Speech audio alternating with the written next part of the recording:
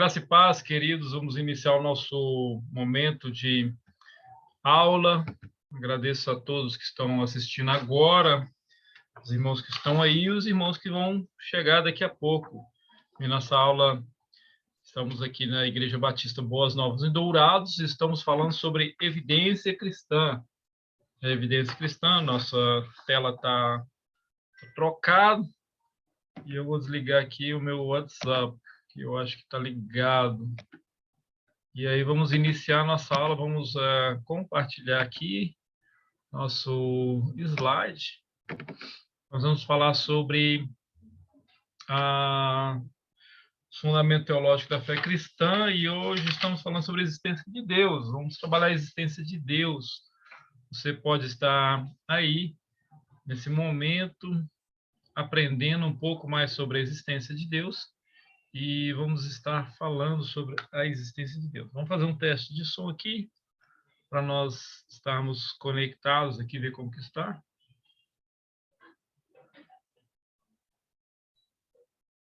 Recording in progress. Opa. Estamos tranquilos, saindo da reunião no celular. Vamos lá, queridos, a existência de Deus. Nós estamos falando sobre evidência cristã, e uma das coisas que mais chama a atenção é sobre a existência de Deus. A existência de Deus. Então, a Bíblia em nenhum lugar tenta provar a existência de Deus, porém a Escritura mostra repetidamente evidência irrefutável da sua existência. Ou seja, a Bíblia não vai provar a existência de Deus porque ele já existe.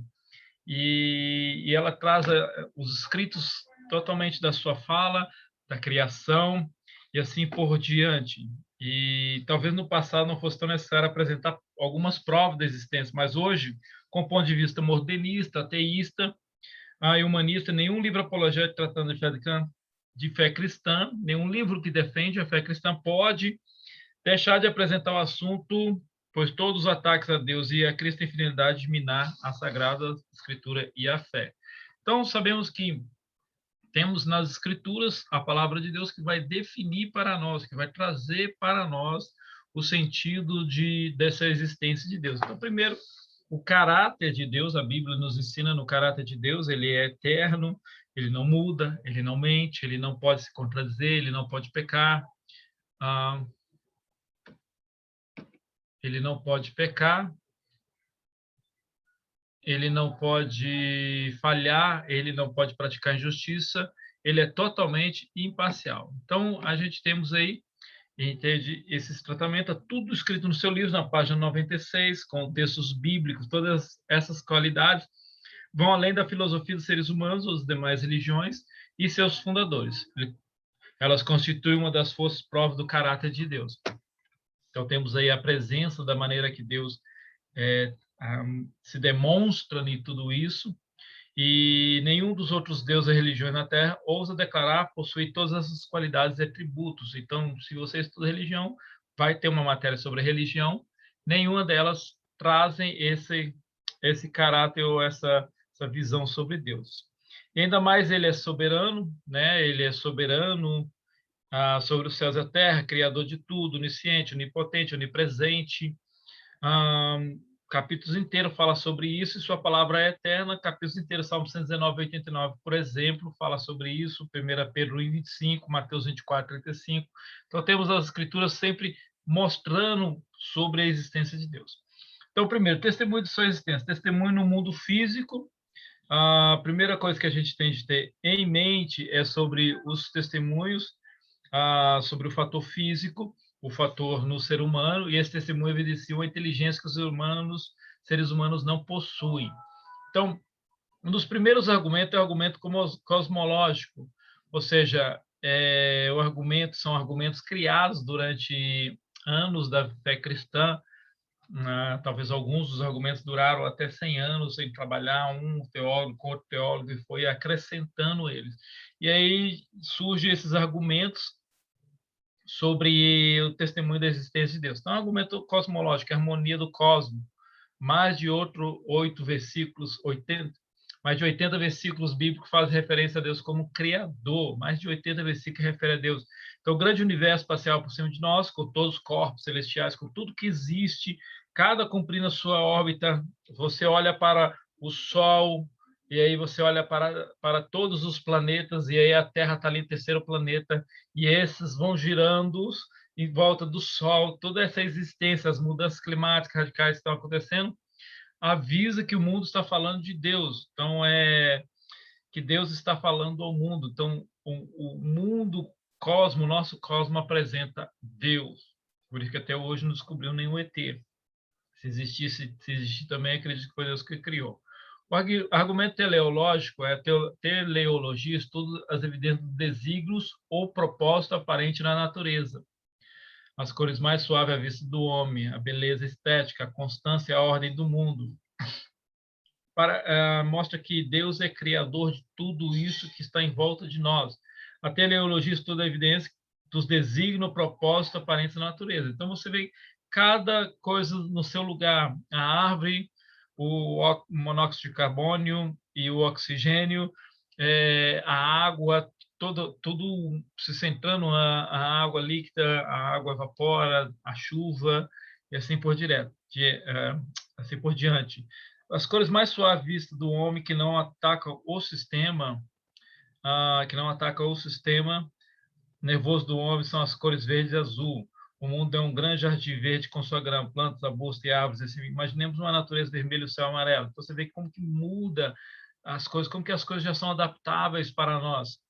A constância e a ordem que vemos em nosso mundo físico não podia ser um produto mero acaso, forma de evolução orgânica, dentro das suas regras. Então, há uma desenvoltura, um desígnio inteligente, chamado desígnio inteligente, a qual fez o nosso planeta ser do jeito que ele é, com todos os seres que trabalham. Eu e Micael gostamos de ver muitos insetos, e a gente sabe que a formiga é os coveiros da natureza. Ou seja, tudo que morre a formiga come, ela destrói completamente. Então, se você, por exemplo, tem uma barata no seu banheiro, você vai ver que as formigas vão ali e vai destruir ela. As formigas vão ali, ela vai acabar com ela, vai tirando pedaço por pedaço, que você vê não tem uma barata ali. E assim ela faz com todos os animais. Então você vê como que funciona a própria natureza no automático, no desígnio de Deus, no propósito de Deus. Então temos aí também o argumento moral, os seres humanos são criados com uma consciência moral, isto é, a habilidade de distinguir o certo e errado. O homem foi criado por Deus com livre-arbítrio. Então, os seres humanos são criados com essa... Eles têm a habilidade de distinguir. Ele foi criado por Deus com esse livre-arbítrio, apesar de viver em um mundo que apresenta mais diversas expressões. Então, a moralidade somente existe em seres racionais, pessoas, e nunca em animais de ordem inferior. A Bíblia nos diz que Deus, na sua bondade e amor, por sua criação, opera sobre o nosso querer para fazer o que está certo dentro da sua vontade. Porém, sempre a escolha final está com o ser humano. Filipenses 2, 12 e 13. Então, nós que decidimos o destino, os nossos destinos. Então, o que acontece desse argumento moral é uma existência de Deus, é algo que trouxe para dentro de nós. O argumento ontológico, esse é um dos argumentos que trabalha Anselmo de Cantuária, é um dos argumentos que eu gosto, entende? O argumento trata do estudo científico de um ser quanto à sua existência, o viver e agir. O conceito humano de um Deus requer um ser perfeito, absoluto em suas virtudes e ações. É um fato que nós precisamos encontrar algo maior. O Deus apresentado pela Bíblia é um Deus transcendente, pessoal, que ama e cuida da sua natureza. Embora Deus seja distante, ele está sempre envolvido conosco, sempre ligado conosco de alguma maneira. Então, se lermos outras religiões, veremos a diferença. Nenhum Deus das grandes religiões pode ser comparado ao Deus da Bíblia, em seu caráter, em sua natureza, tributo, atos, etc. A Bíblia representa um Deus como único, e esse é o argumento que você pode estar estudando mais sobre ele, procurando textos sobre eles, e principalmente sobre Anselmo de Cantuária. E aí temos aí na sua revelação ao mundo a pessoa de Jesus Cristo, chamada revelação especial, que aí nas teologias sistemáticas, Deus revelou-se não apenas na criação, mas muito especialmente na pessoa de Jesus Cristo. Quando Deus se revelou em todas as questões, Deus escolheu de uma maneira especial se revelar, e essa revelação é em Cristo Jesus, é a revelação plena sobre Deus. Então, desde a fundação do mundo, o plano de Deus para a redenção dos seres humanos, pelo sacrifício expiatório de Jesus no Calvário, já foi preparado. Apocalipse 13:8 fala bem claro sobre isso, antes da fundação de todas as coisas. Então, vemos a sua aproximação aos homens no Novo Testamento, mandando à terra o seu filho. Então, é a revelação especial, é quando manda o seu filho à terra para habitar fisicamente com os homens, e em seu grande amor pela sua criação, oferecendo como um perfeito sacrifício pelo pecado do mundo todo. Está aí na sua página 99, ou seja, tudo é programado para que essa revelação aconteça. E temos a revelação na sua palavra, a Bíblia Sagrada, os preceitos sensatos, os ensinos éticos e puros, a sabedoria sobrenatural, a justiça santa de Deus encontrada na Bíblia, recomenda altamente o seu autor. Então, temos temas importantes como o céu, entende? Porque dentro da Bíblia, o que conhecemos de Deus, seus planos para a humanidade fora da Bíblia, muito difícil. O homem fica perdido completamente. Então, dentro da Bíblia, temos aí temas como céu, salvação, inferno, obra do Espírito Santo, pecado, a introdução encontrada na Bíblia. Uma revelação, que é a revelação escrita, a chamada revelação escrita, a revelação, agora fugiu da mente, entende? E essa revelação é através das escrituras sagradas, em que Deus se comunica com o ser humano. Deus fala com o ser humano através das sagradas escrituras. Então, temos aí a defesa da Bíblia na sua preservação, entende? A Bíblia, através do século, apesar de muitos virulentos ataques, queima de Bíblias, ela continua sendo ainda presente. Na sua unidade, mais de 40 autores humanos inspirados, cobrindo um período de 1.600 anos, 60 gerações. Ela parece que tem uma linha de ouro, chamado um fio de ouro, que liga fora a fora, passo a passo, de geração em geração, principalmente em relação ao Messias, que é Jesus Cristo, e depois também o pós-Messias, pós-momento messiânico, que é a vinda de Jesus. Seus escritos em 3 grandes idiomas, ou seja, a exatidão do seu conteúdo, e também escrito no hebraico, aramaico e grego, por diferentes escritores, mas com uma admirável exatidão. Imagina 3 idiomas diferentes, mas trazendo presente ali algo exato, algo assim, conteúdo que se liga na sua cobertura geral em todos assuntos e problemas comuns aos homens, estilo literário, histórico, biográfico, poesia, lei, etc., trazendo dentro dali tudo e fazendo essa ligação. E nas muitas profecias cumpridas, centenas delas já cumpridas e outras se cumprindo.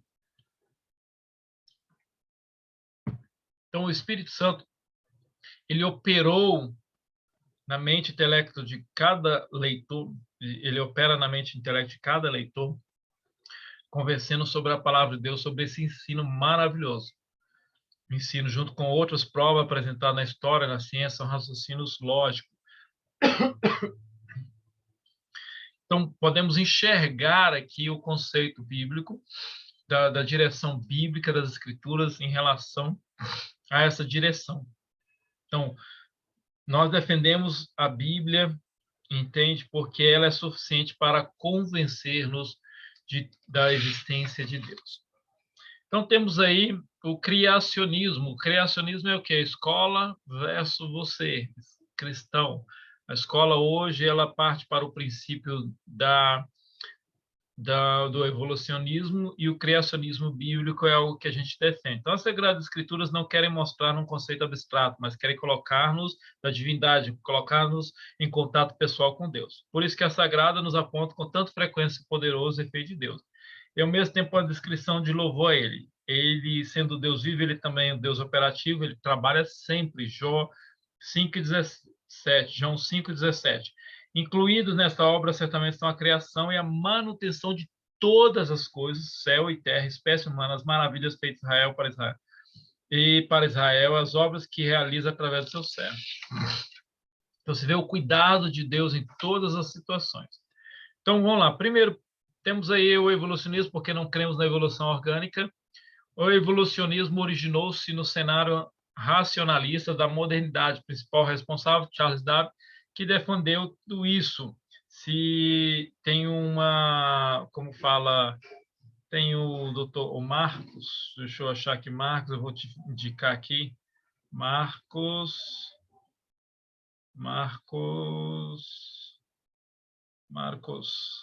vou lembrar o nome dele, é uma pessoa que eu sigo aqui, Marcos Erbelin. Você pode seguir ele, e ele mostra muito. Marcos Erbelin, ele é um escritor, ele escreve, ele é um cientista, ele escreve sobre o evolucionismo, ele fala muita coisa sobre a evolução, e aí ele mostra como as coisas se engajam dentro da evolução.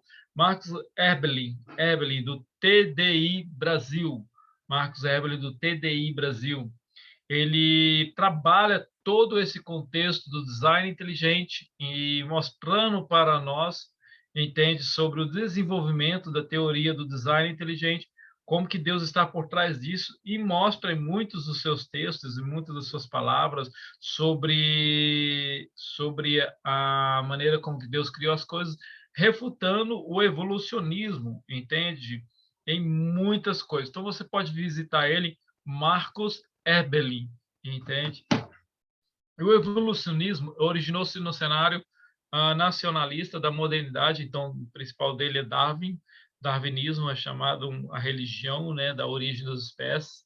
Então temos a teoria a palavra evolução é definida como mudança, estágio de progressão, porém para abranger vários significados, que é a microevolução, macroevolução, seleção natural, descendência comum a todos. Então ele trabalha tudo isso dentro da microevolução, pequenas mudanças, o bico de um pássaro, a macro desenvolvimento de novas partes de um corpo, novo órgão, a seleção ponto mais enfatizada por Darwin que somente sobrevive à forma de mais forte, ou seja, a seleção natural quando desenvolve eles, e descendência comum, e tudo a todos, significa que todo é herdado e provém de um ancestral comum. Então tem vários argumentos para refutar, tem o livro Apologética do Altman McGrath, você pode estar lendo ele refuta completamente essa parte da criação, da evolução, entende? Principalmente do descendente comum. Descendente comum, muitas vezes eles calculam que seja lá da ameba, mas nós temos um descendente comum como ser humano, que é Adão e Eva. Eles já não crescem. Então, a origem das espécies é a seleção natural, é o livro dele, que é estudado por ele. Seu argumento é que a evolução são necessárias constantes mudanças, modificações de acordo com o ambiente, em que o animal tem uma planta viva para adaptação, crescimento e melhor na existência de ser vivo. Existe sim uma evolução, ela é chamada evolução adaptativa, ou seja, a pessoa está convivendo num lugar frio, seu corpo se adapta, entende? Isso não quer dizer que está se transformando em algo, porque já tem milhares de anos que o ser humano não transforma mais em nada. Nem mais um dedo a gente nasceu. Então é complicado a gente estar dialogando sobre a evolução, porque tem muitas refutações. Até os próprios cientistas hoje já não acreditam mais. Então vamos lá, refutando. Refutação científica, argumento osteológico, ciência que estuda a estrutura dos ossos. Uma peculiaridade humana é que nenhum animal inferior tem mãos com dedo polegar, somente o homem. Então você percebe aí essa diferença, percebe aí essa mudança que há dentro do contexto humano, entende? Dentro do contexto humano, sobre a nossa própria humanidade, trazendo uma refutação. Ou seja, que quando se olha para o homem, vê a peculiaridade. Os felinos, gatos, tigres possuem patas, peixes, barbatã, porém o homem possui mãos com dedo polegar, que possibilitam pegar objeto. Então, argumento genético.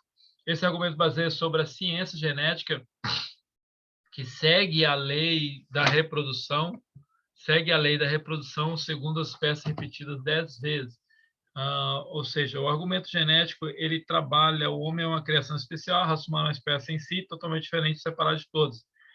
Ou seja, você olha a genética, o DNA do homem é totalmente diferente, entende? O Dr. Warren, renomado cientista, a espécie não se reproduz quando são misturadas, até dentro da mesma família. Quase sempre produz um animal estéril uma deficiência ou deformação. Então, a gente vê até hoje, nos dias de hoje, a gente percebe quando o irmão engravida uma irmã, acontece essa genética dá errado em algumas coisas, nasce debilóides, etc. Assim, nasce crianças com problemas mentais ou outros problemas.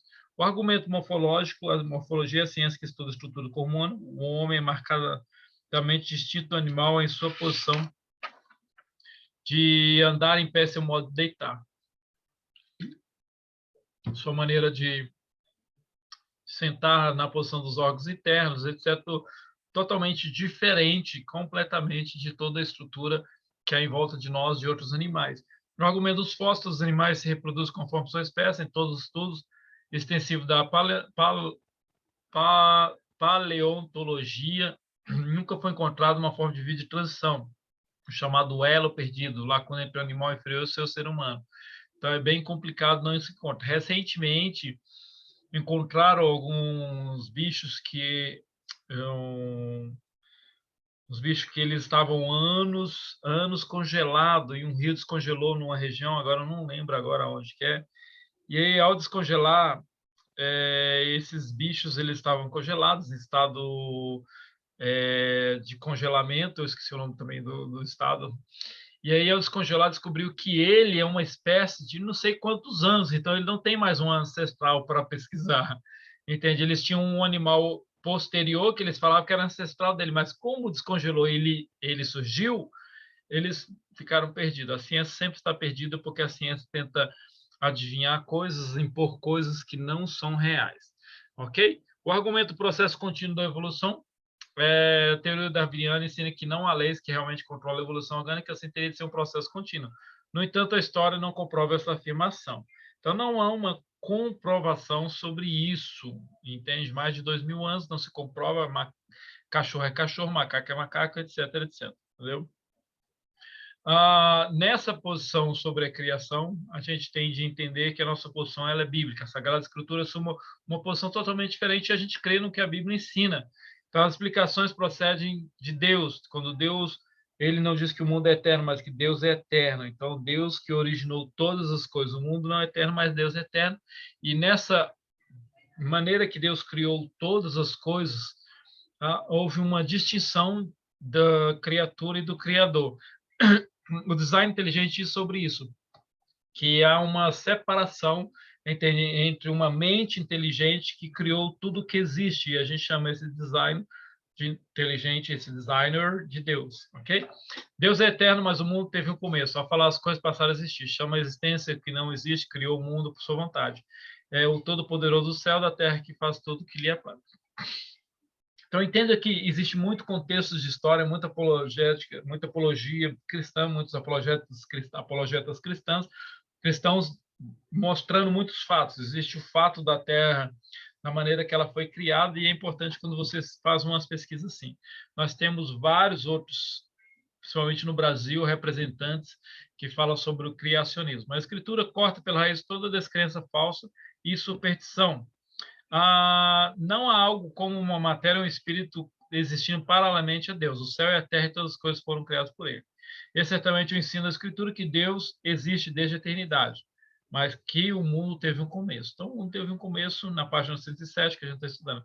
Várias vezes nós lemos que Deus fez alguma coisa, predestinou, disse, amou desde a fundação. Então, ele é o Todo-Poderoso que criou todas as coisas. Então, a descrição bíblica da criação. A Escritura diz que não somente que Deus chamou o mundo à existência de nada, mas também nos diz sobre a forma pelo qual a criação foi feita. Ela começou com o registro de que, no princípio, Deus criou os céus e a terra. O próprio Deus não tem início, nem pode ter, nem o Verbo estava com Deus, e o que era Deus, pois... Então, fala aqui no versículo, vamos ver, nem pode ter, nem o Verbo que estava com Deus e que era Deus, pois ele também existe desde a eternidade. O verbo que é Jesus Cristo. Então Jesus não tem o início dessa a descrição bíblica dessa criação, então vemos que Deus estava fora da criação e ele criou. De fato, nenhum outro são criaturas, independente na verdade, foram existentes. Somente Deus é eterno e presente, as criaturas, por serem criaturas, estão sujeitas ao tempo e ao espaço. Então, nós estamos sujeitos ao tempo e ao espaço, principalmente pós-pecado. Primeiro versículo de Gênesis diz que no princípio criou Deus os céus e a terra. E assim acreditamos, e assim tem muita coisa que você pode estudar. Cientistas cristãos entende que provam realmente que não existia nada, a terra nova, a terra, as demais coisas que tem por trás disso. Então, essas partes são a terra com tudo que está sobre dentro dela, os céus compreendem tudo que está fora. Então, tudo que Deus criou, entende? Então, você pode estar refletindo sobre isso. Somente Deus é eterno, nós somos sujeitos, e essa é a nossa criação. Ok? Então, quando protegemos sobre a criação que Deus criou todas as coisas, estamos declarando a existência de Deus. Essa declaração ela tem que ser muito clara na nossa mente, muito clara na mente de cada cristão, nessa defesa de que o mundo realmente foi criado por Deus. Porque se o mundo não foi criado por Deus, para que existe Deus? Então vai existir várias perguntas. O mundo foi criado pelo acaso, entende? O mundo foi criado... Então, tem um apologista que ele conta um caso muito interessante, assim, que como as pessoas acreditam que o mundo foi criado por acaso, essa criação por acaso, então, ela é uma coisa parecida assim. É tudo tão detalhado na natureza, tão tudo detalhado, tão tudo no ponto certinho, na sintonia da maneira que funcionam as coisas, que ele disse que seria mais ou menos assim, ok? Seria como se um bolo de chocolate com uma cereja no topo, ok? Mas para surgir esse bolo, precisaria de quê? Segundo a evolução, segundo o Big Bang, segundo a explosão, segundo o nada surgir do nada, precisava de um caminhão, ok? Carregando farinha, carregando fermento, carregando ovos, carregando óleo, carregando a cereja, chocolate, entende? Carregando leite, carregando todos os ingredientes de um bolo de chocolate. E aí, ao carregar todos os ingredientes, de repente esse caminhão perde o controle. E ao perder o controle, ele cai numa ribanceira. Então, tudo começa a misturar lá dentro. O leite o fubá, com a farinha de trigo e o chocolate. E, de repente, vai tudo misturando e vai dando forma a um bolo de chocolate. E ao dar forma de um bolo de chocolate, aí aquela massa está pronta e, de repente, o caminhão explode e o bolo surge e a cereja cai em cima. Então, essa é a ideia que eles têm sobre a criação. Um absurdo, mas diz que, bum, surgiu tudo do nada. Não, nós temos a ideia de que Deus criou todas as coisas. Beleza? Tomar uma água.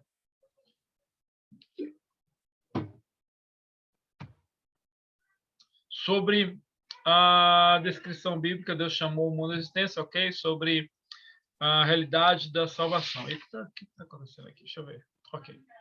Tem alguma coisa perdida no meio dos slides.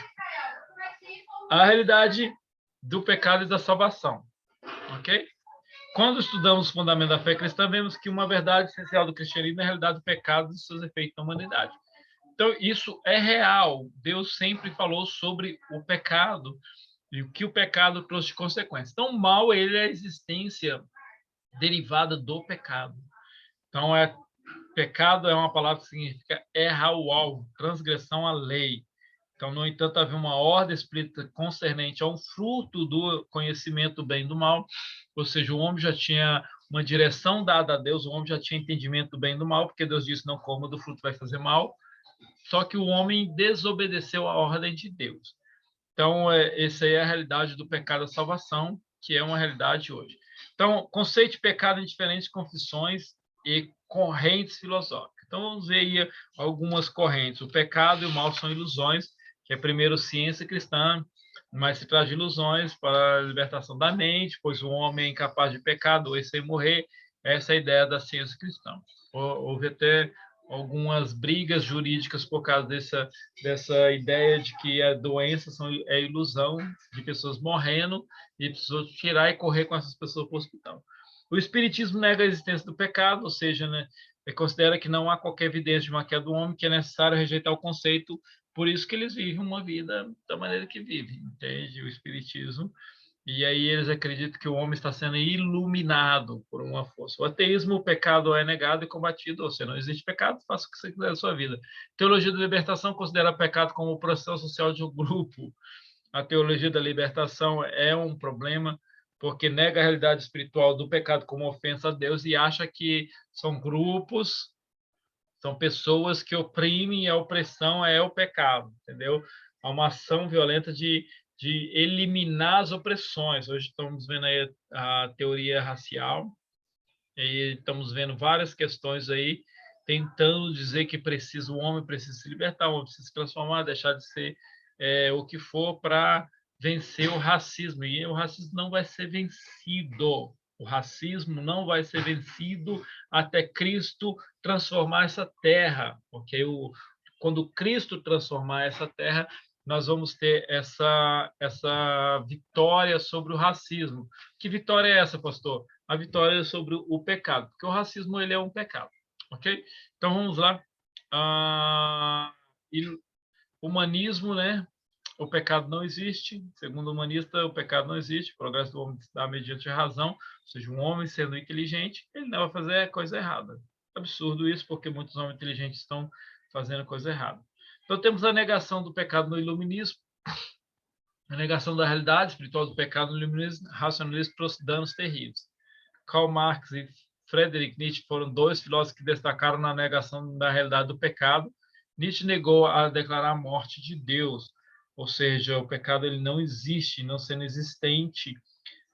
Diz que o ser humano ele é bondoso. Por parte deles, acreditava que a bondade existia dentro do ser humano, e isso resultou no progresso, ou seja, todo ser humano é bom, entende? Mas isso foi errado. Para Nietzsche, segundo Coulson e Pearson, para Nietzsche, o pecado nada mais era que um ardil inventado por um bando de miseráveis sacerdotes ascéticos, xamãs do Antigo Testamento que havia alcançado controle mágico sobre uma mulher tocando a música encantadora da culpa em suas almas. Então, você vê onde que ele entra na questão da culpa, o pecado vai trazer culpa, lógico que o pecado vai trazer culpa, mas eles acham que isso foi um domínio entender religioso. Desse modo, a concepção de pecado fica reduzida ao individualismo, e cada pessoa tem domínio da sua própria vida e consciência. Aí tem a descrição bíblica acerca do surgimento do pecado. Ok? Você, começo de toda a obra de criação está registrada em Gênesis, e assim, o pecado original, nós temos o pecado original, originado por Lúcifer. O pecado não surgiu pela primeira vez na Terra, mas na presença imediata de Deus junto ao seu trono. A Escritura ensina que a queda dos anjos precedeu a queda dos homens. Pensamento, desejo, vontade de resistir a Deus surgiu primeiramente no coração dos anjos. Ou seja, foi quando os anjos, o homem não transgrediu a lei de Deus exclusivamente por si. A mulher enganada, tentada pela serpente, cometeu a transgressão. Então, aí o que acontece? Há uma tentação vindo de alguém que já sabe o que é pecado, de alguém que já tem o pecado existente em seu coração, que é a serpente. Então, temos a tentação de Adão e Eva, a serpente real usada através de uma força demoníaca. Então, a ideia que temos é que uma serpente, ela foi, apesar de hoje ser a representação de Satanás, mais uma serpente real, pois somos formados que a serpente era a mais sagaz de todos os animais do campo.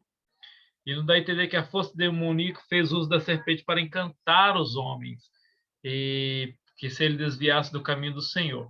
Então, o plano de Satanás para fazer o homem pecar foi sutil. Satanás é o acusador e tentador do homem.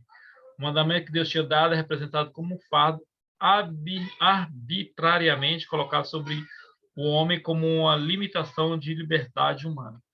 Então, o plano de Satanás foi sutil e trouxe dúvidas. A dúvida e a incredulidade foram despertadas sobre o homem. Essa incredulidade é colocada no serviço da imaginação e faz com que a transgressão pareça ser não um caminho para a morte, mas um caminho para a vida e para a igualdade com Deus. Então, o ser humano está fazendo, o diabo está usando essa mesma estratégia para hoje, para com as pessoas.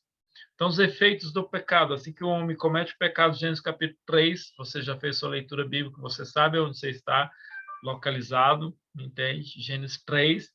O pecado dos primeiros representantes trouxe consequência. Então, algumas consequências. A autopercepção do pecado. Após a queda, mudanças ocorreram nele.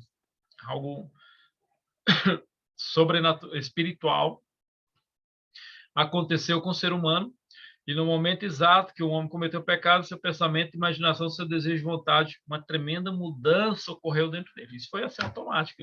Eles viram que eles estavam nus, ou seja, houve uma percepção de que alguma coisa aconteceu e aqueles seres humanos estavam mudados. Os olhos de ambos se abriram, esconderam-se de Deus um do outro, sentiram culpa e vergonha, medo, e assim o ser humano começou a dar os seus passos de desenvoltura dentro do pecado, como se fosse algo, como que eu posso dizer, algo algo sobrenatural, entende?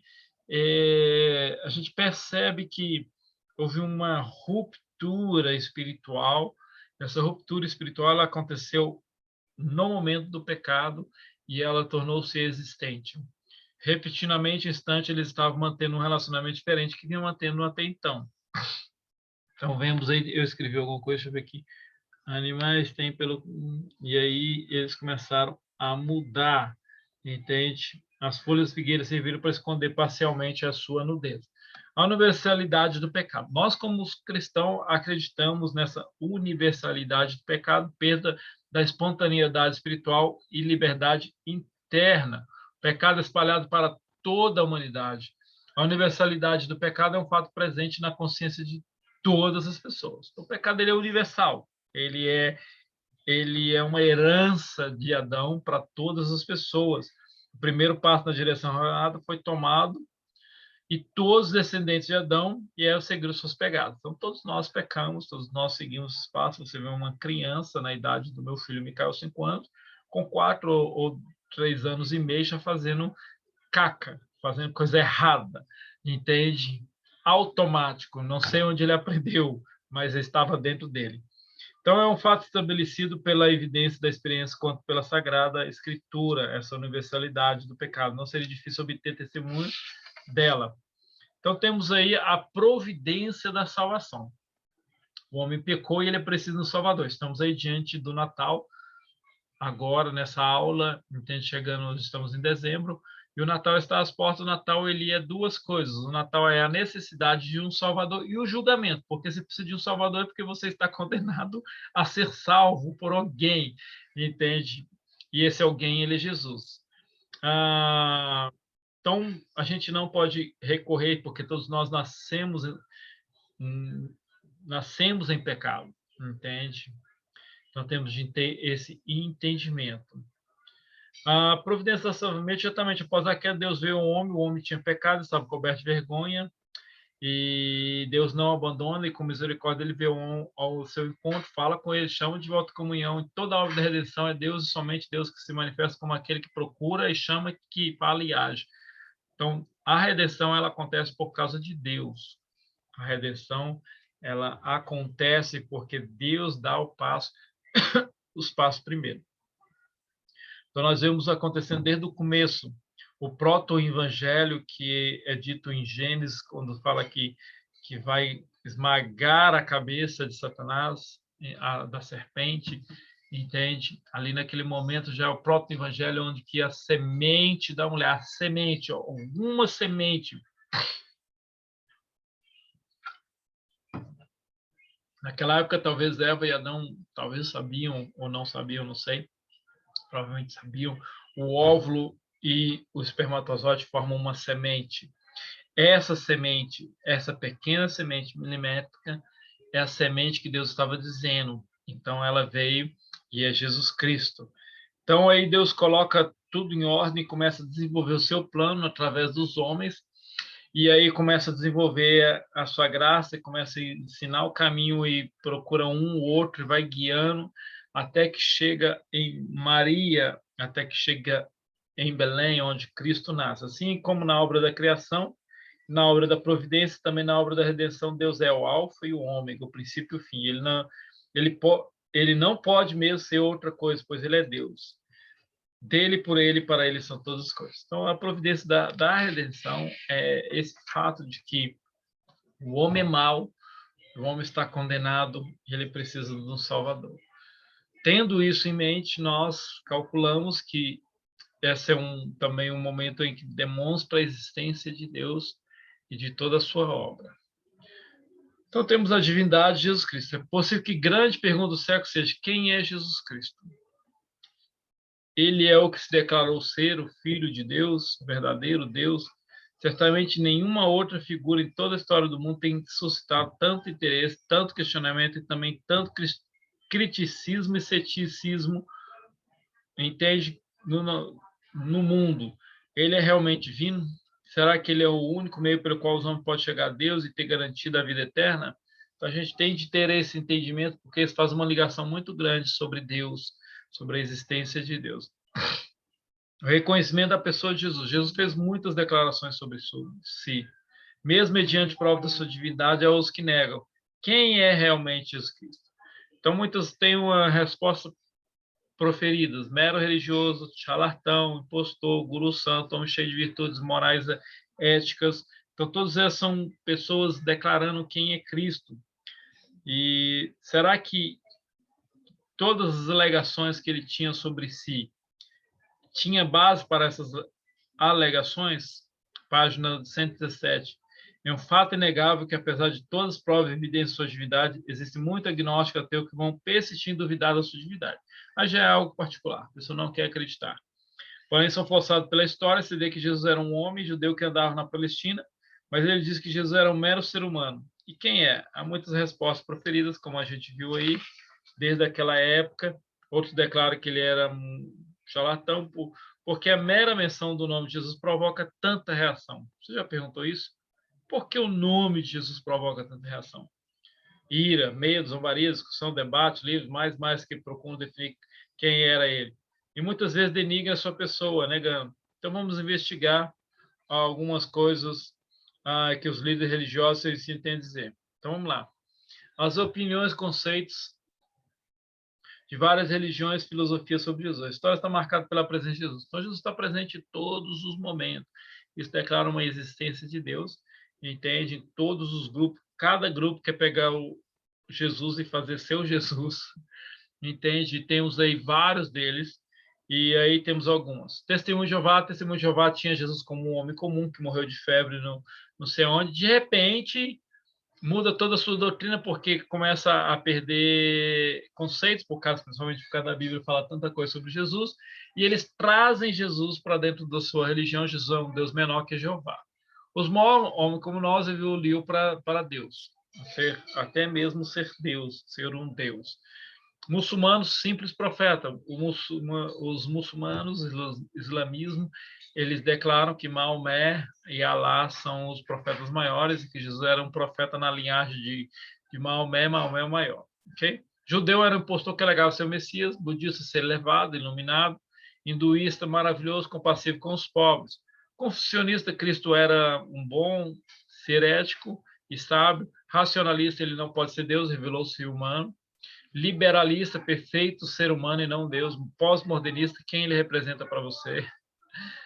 Cristo cósmico, Espírito universal, força cósmica para guiar a evolução. Nova era, força que permeia todo o universo. Então, temos todas essas ideias religiosas por aí, até que temos a divindade de Jesus na Bíblia. Então, a primeira coisa, Jesus usa o termo ego eimi. Jesus diz, eu sou. No Novo Testamento, há várias referências nas quais Jesus usa o termo grego ego eimi. Eu sou uma declaração secreta de predicado. Acostumamos a ouvir a frase completa, por exemplo, como eu sou a videira, encontrado, eu sou o bom pastor, eu sou o pão. Mas em João 8:58, ele diz, antes que Abraão existisse, eu sou. Eu sou. Uma frase completa que impacta o leitor, que dá evidência da sua deidade. É que ele usa o mesmo termo para o qual Deus se revela a Moisés em Êxodo 3:14. Foi por isso que ele foi morto, por causa dessa palavra de que ele é igual a Deus, que ele é Deus, e assim por diante. Era uma blasfêmia Jesus declarasse Deus. No Antigo Testamento era apedrejamento, e Jesus fez a mesma declaração em João 10:33. Os judeus quiseram apedrejá-lo. Você pode estar lendo isso, entende? Nesses textos aí. Para fazer uma declaração assim, ele teria de ser louco, ok? Desonesto, mentiroso, ou falava a verdade. Jesus declarou ser o Messias, mais de 300 profecias no Antigo Testamento que se cumpriram nele, aceitou a adoração dos homens e dos anjos, falava e agia com autoridade divina, pediu que orassem em seu nome. Então, durante o seu ministério, aconteceu várias coisas, recebeu títulos oficiais, oficiais da deidade recebeu esses títulos, declarou-se o Criador do universo, exerceu os mesmos poderes exclusivamente de Deus, tem seu nome associado ao nome de Deus. Então, durante o ministério, podemos constatar que Jesus aceitou essa adoração. E assim por diante, muitas coisas aconteceram dentro do contexto cristão. Então, temos aí a morte de Jesus Cristo e a ressurreição. A morte de Jesus Cristo e a ressurreição, Jesus nasceu para morrer. Forma humana para morrer, pois como Deus era eterno e não poderia morrer. Então, na forma humana, ele morreria. Nasceu de forma sobrenatural, pelo poder do Espírito Santo. Durante seu ministério, agiu debaixo da unção e orientação do mesmo Espírito, que está escrito aqui no seu livro de estudo, no livro que usamos como base.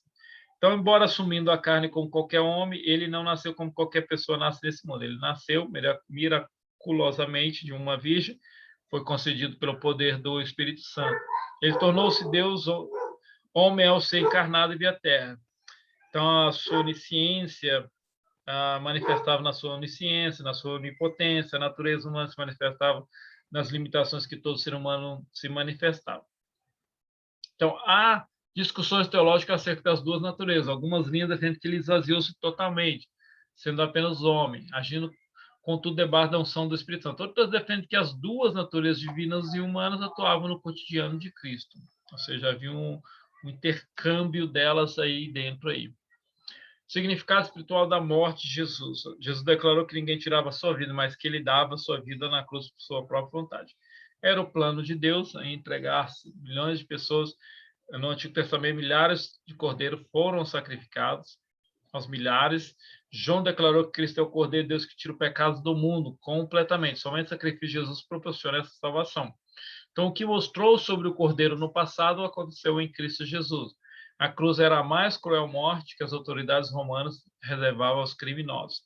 Então, Jesus, ele morre por esse pecado. Por isso que João diz, eis o Cordeiro de Deus que tira o pecado do mundo. João Batista, ele não cobriu, mas tirou o pecado do mundo.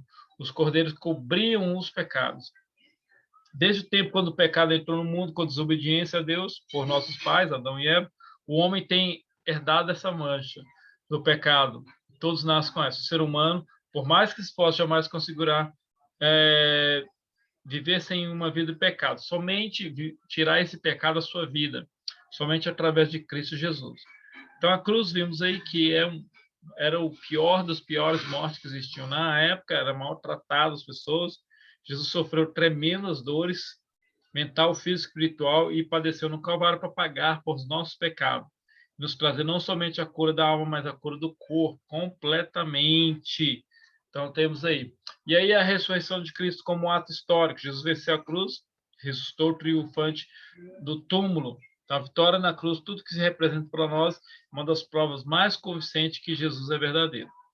Então, creio nisso, leva-nos ao maior debate de todos. Quando você crê nisso, leva você a um dos maiores debates de todos.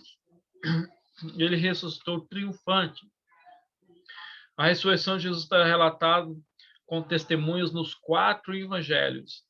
Esse milagroso fato é pedra fundamental sobre a qual descansa todo o tempo. Então, temos a Páscoa, quando se discute e se debate e se fala muito sobre isso, sobre a ressurreição dele.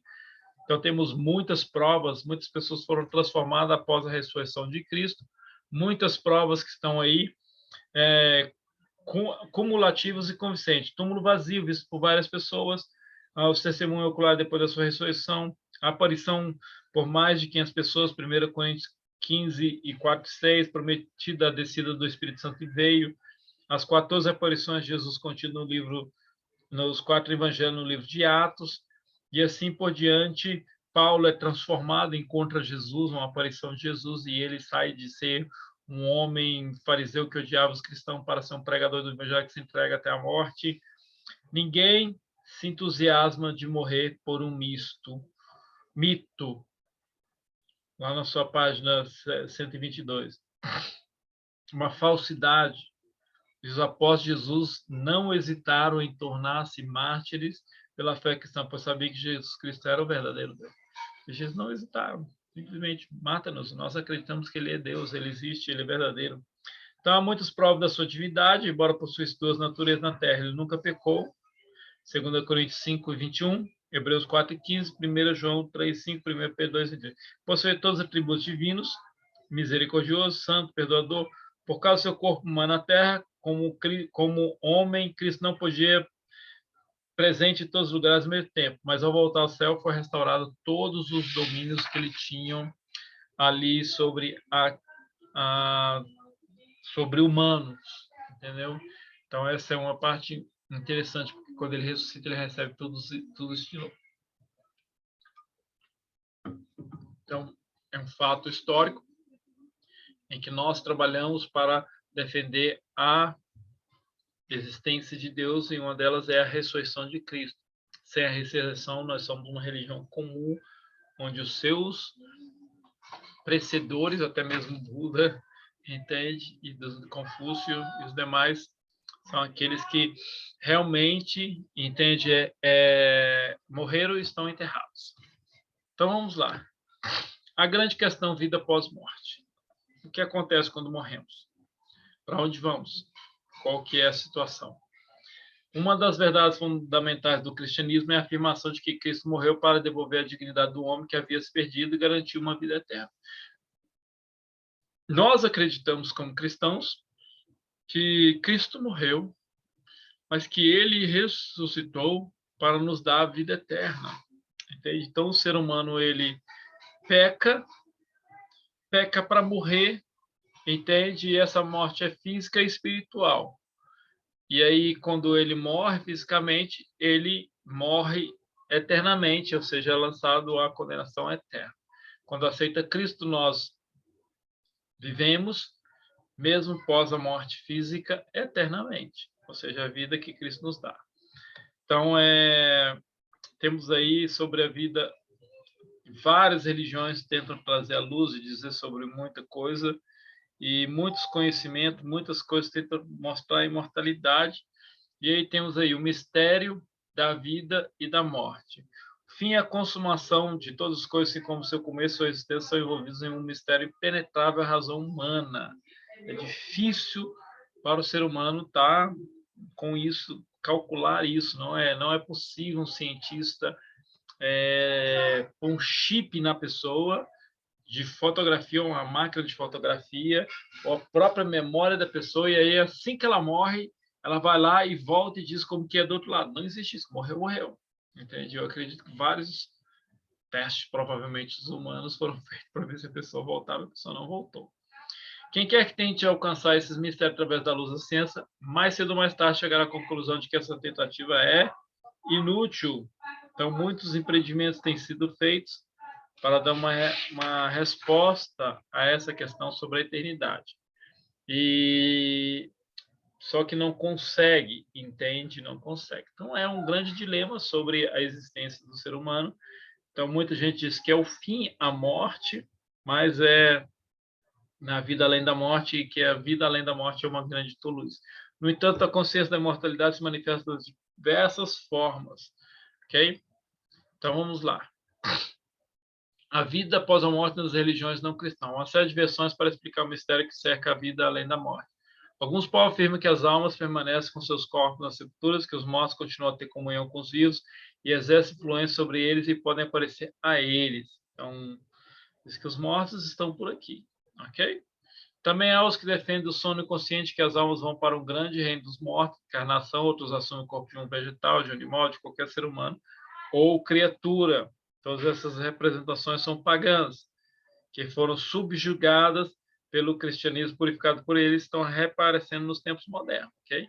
Como os homens estão ordenados a morrer uma só vez, vindo depois disso. Então, você vê os filmes, sempre tem esse misticismo sobre a morte, entende? Algo que é exacerbado, que as pessoas estão passando em alguns casos, a alma chega a ser invocadas, cultuadas, temida, culto ao espírito, também chamado espiritista, ocupando o lugar do culto ao único Deus verdadeiro. Então, a vida além da morte e o evolucionismo. A inquietude e a superstição do homem pós-moderno o tem levado a acreditar em uma espécie de evolucionismo por meio da compreensão da vida além da morte. Então, existe o culto aos espíritos intimamente relacionado à doutrina da evolução, ou seja, alguém que pensa que há uma ligação entre a morte e esse evoluir. Para eles, a morte não é punição pelo pecado, mas um meio de transição para uma vida melhor e mais elevada. Ou seja, você é levado para um outro lado, onde você vai ter mais luz, vai ser melhor. O fato é que os proponentes da teoria da imortalidade e da evolução não queriam sequer ouvir a doutrina da Escritura referente à morte e Escritura, referente ao julgamento e à punição. Para eles, a morte não é uma punição pelo pecado, mas essa transição de estar melhor. Não há julgamento na morte e não há julgamento na morte, não há inferno, pois todos estão em processo evolutivo. Então, temos esse processo aí. A vida além da morte na concepção cristã. Durante seu ministério, Cristo enfatizou diversas vezes que a morte não é o fim de tudo. A ideia de uma vida pós-morte é antiga mesmo no Antigo Testamento. Por diversas vezes, Cristo interrompeu a morte, trazendo a vida a pessoas que estavam no caminho do túmulo. Isso sem mencionar Lázaro, que estava sepultado há 4 dias. A tônica da mensagem de Cristo acerca da vida além da morte, baseada no seu próprio exemplo. Afinal, a sua vida e ministério culminaram na crucificação. No entanto, apesar de ser morto, terceiro dia ressuscitou. 1 Coríntios 15:20. Cristo foi feito as primícias dos que dormem. Por tivesse Cristo. Então, após a ascensão, os discípulos continuaram pregando a vida que transcende a dimensão terrena. A afirmação da vida além da morte tornou-se uma mensagem de consolo e esperança em meio a tantas perseguições e martírios. Os cristãos estavam cientes de que a ressurreição de Cristo segurava-lhe a certeza de que todo que morresse pela causa do Evangelho ressuscitaria para viver com Cristo. Seria um momento em que estaremos eternamente ligados a Cristo, eternamente com Cristo. Você pode ler passagens, forte, que é como Tessalonicenses 4, 13, 14, 16, que vai falando sobre isso aí. Então, a vida eterna em Cristo, apesar dos crentes serem participantes das bênçãos celestiais, sua condição pós-morte ainda é, de certa forma, preliminar e perfeita, pois seu corpo ainda estão na sepultura, sujeito à corrupção. A alma e o corpo são separados e não desfrutam das bênçãos celestiais, unidos um ao outro. Estão em estado intermediário, conscientes, embora a Bíblia refira-se à morte como um sono. Então, nós estamos dentro de um texto aqui dizendo sobre os crentes que estão como aqueles que dormem em Cristo, ou aqueles que morreram em Cristo, embora consciente, é chamado de sono. João 11:11. Tudo isso nos mostra que o estado intermediário ainda não é estado final. Sendo Cristo perfeito Salvador, ele não se contenta com a redenção da alma, efetua também a redenção do corpo. Depois do juízo final, vou ver se está aqui, depois do juízo final do banimento dos ímpios, segue-se a renovação do mundo, como a Escritura mesmo diz. É verdade que o presente céu e a terra em sua forma atual passarão, 1 Coríntios 7:31. E que eles, como a antiga terra, que foi destruída pelo dilúvio, serão queimados e purificados pelo fogo, como diz 2 Pedro 3, 6 e 7.